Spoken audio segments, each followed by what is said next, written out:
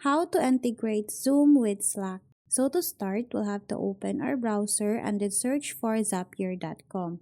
After that, simply log into your account. Once logged in, we'll have to go on the left part of the screen and then tap on this create option.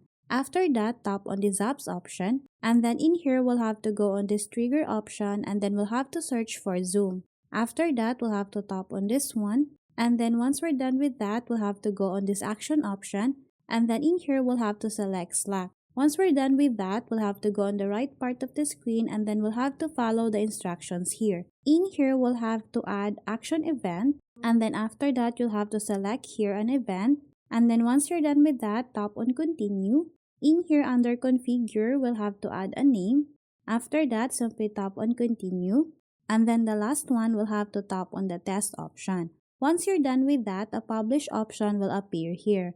All you need to do is to tap on this publish option to completely integrate Zoom with Slack.